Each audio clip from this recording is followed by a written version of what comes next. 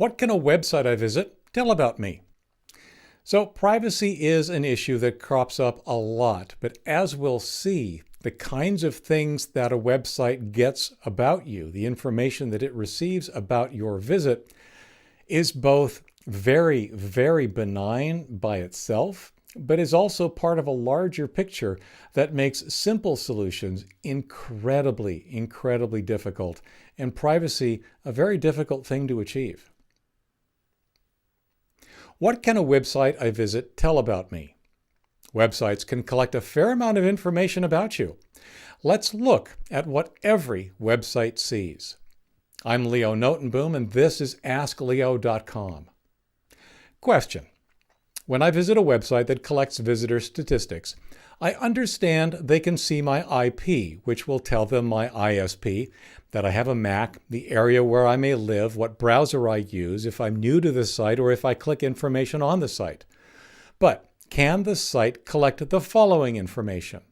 My computer name, the name I assigned to my computer. Profile information, my browsing history, all sites I visited and when, or can they just tell the number of items in my history? Email addresses associated with my computer. I've reviewed similar questions, but I'm not sure I truly understand what information a web server can collect from my collection/browser. This turns into a fairly complex answer pretty quickly. It's both more and less than you might think. I'll start by covering what every website sees. Page visits. Almost every web server on the planet keeps a record of the pages that have been requested of it. Each time a web page is requested, the server adds a line of information to that log. Here's an example log entry from my own server of someone accessing askleo.com/someone's sending email address stop. My article, someone's sending from my email address, how do I stop them? Fairly long log entry that I'm not going to read. There are several interesting bits of information here. 109.152.159.2. The IP address of the internet connection of the computer requesting the page. 24 Joel 2018 092644-0700. The date, time, and time zone offset that the page was requested. Get/someone's sending email address stop/ space http/1.1. The operation get, the page requested, and the HTTP protocol version to be used. 200. The return code. In this case, 200 means success. 47906. The size of the response in bytes. In this case, this would be the size of only /someone's sending email address stop/ without any additional files, like images or support files it might reference. https://www.google.com.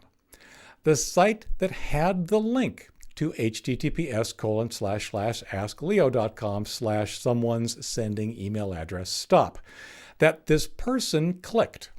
This person arrived at Ask Leo after performing a Google search and clicking a link in the results. Mozilla 5.0, Macintosh, Intel, Mac OS X 10.9.5, Apple WebKit 601.7.8, KHTML, like Gecko, version 9.13, Safari 53786.7. This fairly long and obscure string, known as the user agent string, identifies the browser being used, Safari, the operating system, Mac OS X, and occasionally some other things the browser chooses to put in there. As you can see, it's both a lot and not so much. Your IP address doesn't convey as much as most folks think. I've written about this repeatedly, but unless you're a law enforcement agency with a court order, the best a website can tell you is your ISP and roughly where on the planet you are. Sometimes as accurate as your neighborhood, and sometimes only as close as your continent. In our example, the IP address is owned by British Telecom and is somewhere in the UK, possibly York, as determined by a quick whois lookup on the IP address. But that's about it. Note the things you're worried about that aren't on the list. Your computer name, your profile, your history, and your email address were not made available to a web server by a simple website visit. However, websites remember what you tell them. Sites that allow you to sign in know who you are because you told them. They generally log this information as well, either in the server logs I described above or in other logs maintained by whatever software on the server is processing the login. If the website profile associated with that login includes things like your email address, then the server knows that too, because you told it.